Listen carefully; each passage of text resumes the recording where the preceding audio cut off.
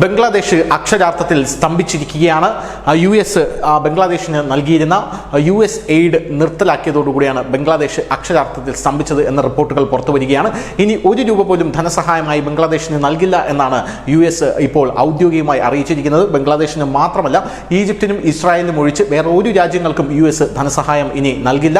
അക്കൂട്ടത്തിൽ ബംഗ്ലാദേശുണ്ട്. എന്നാൽ ബംഗ്ലാദേശിന്റെ കാര്യത്തിലേക്ക് വരുമ്പോൾ US നൽകിക്കൊണ്ടിരുന്ന പല കാര്യങ്ങളും, അതായത് US ഇപ്പോൾ അവിടെ നിർമ്മാണ പ്രവർത്തനങ്ങളും പലതും നടത്തുന്നുണ്ട്. അതിന്റെ കാശ് പോലും ഇപ്പോൾ പിടിച്ചു വയ്ക്കുന്നു എന്ന റിപ്പോർട്ടുകളാണ് പുറത്തു വരുന്നത്.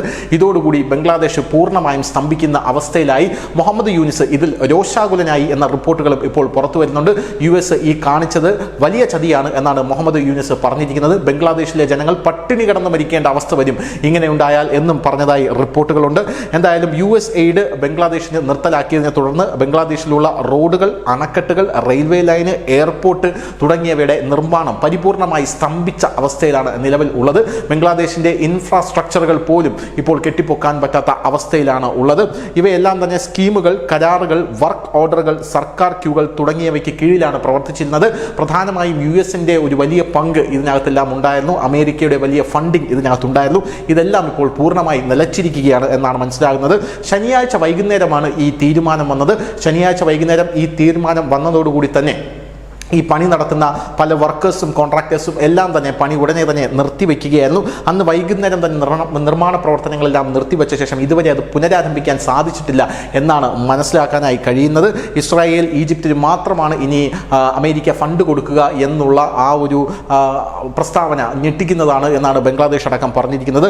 ലോകത്തെ ഏറ്റവും ജനസാന്ദ്രതയുള്ള ഒരു രാജ്യമാണ് ബംഗ്ലാദേശ് എന്ന് പറയുന്നത്. അമേരിക്ക അടക്കമുള്ള രാജ്യങ്ങൾ ബംഗ്ലാദേശിന് ഫണ്ട് നൽകാതായി കഴിഞ്ഞാൽ ജനങ്ങൾ പട്ടിണി കിടന്ന് ഭരിക്കേണ്ട അവസ്ഥ വരും എന്ന് മുഹമ്മദ് യൂനിസ് ഇപ്പോൾ പ്രതികരിച്ചിരിക്കുകയാണ്. രണ്ടാമതൊരു പ്രധാനപ്പെട്ട കാര്യമെന്ന് പറയുന്നത്, ഇന്ത്യയും അമേരിക്കയും ചേർന്ന് നടത്തുന്ന സംയുക്തമായിട്ടുള്ള നീക്കത്തിന്റെ ഫലമായിട്ടാണ് ബംഗ്ലാദേശ് ഇപ്പോൾ ചക്രശ്വാസം വലിക്കുന്നത് എന്നാണ് ബംഗ്ലാദേശിലെ പത്രങ്ങളെല്ലാം പറയുന്നത്. ഇത് നേരത്തെ തന്നെ Muhammad യൂനിസിനോട് സൂചിപ്പിച്ചതാണ്.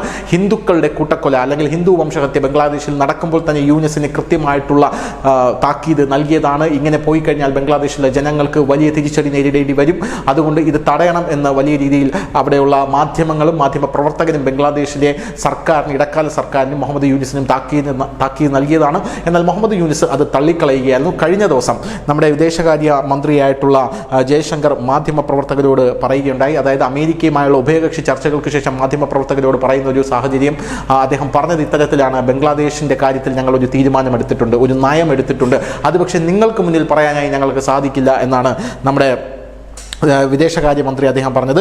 US state secretary Marco റൂബിയോയും ദേശീയ സുരക്ഷാ ഉപദേഷ്ടാവ് മൈക്ക് വാട്സണുമായുള്ള ചർച്ചയ്ക്ക് ശേഷമായിരുന്നു അദ്ദേഹം ഇക്കാര്യങ്ങൾ പറഞ്ഞത് എന്നുള്ളതാണ് ഏറ്റവും ശ്രദ്ധേയമായിട്ടുള്ള കാര്യം. എന്തായാലും ഈ കാര്യങ്ങൾ മാധ്യമങ്ങളോട് പറയുന്നത് ഉചിതമല്ല, നിങ്ങളത് സംഭവിക്കുമ്പോൾ കണ്ടാൽ മതി എന്നാണ് വിദേശകാര്യ മന്ത്രി പറഞ്ഞത്. നേരത്തെ ബംഗ്ലാദേശിന് നമ്മുടെ വിദേശകാര്യ മന്ത്രാലയം കൃത്യമായിട്ടുള്ള നിർദ്ദേശം നൽകിയതാണ്. ഹിന്ദു കൂട്ടക്കൊല നടത്തുമ്പോൾ തന്നെ നിങ്ങൾക്കെതിരെ ഉപരോധം വരും എന്നുള്ള രീതിയിൽ, വലിയ രീതിയിലുള്ള ഉപരോധം വരും. അത് നിങ്ങൾക്ക് താങ്ങാൻ കഴിയുന്നതിന് അപ്പുറമായിരിക്കും. ഇന്ത്യയും അമേരിക്കയും ചേർന്നായിരിക്കും ആ ഉപരോധം ഏർപ്പെടുത്തുക എന്ന് കൃത്യമായി ബംഗ്ലാദേശിനെ അറിയിച്ചതാണ്. അതെല്ലാം അവഗണിച്ചതിന്റെ ഫലമാണ് ബംഗ്ലാദേശ് ഇപ്പോൾ അനുഭവിക്കുന്നത് എന്നാണ് ബംഗ്ലാദേശിലെ മാധ്യമങ്ങൾ ഒന്നാം പറഞ്ഞുകൊണ്ടിരിക്കുന്നത്. News desk, news India Malayalam.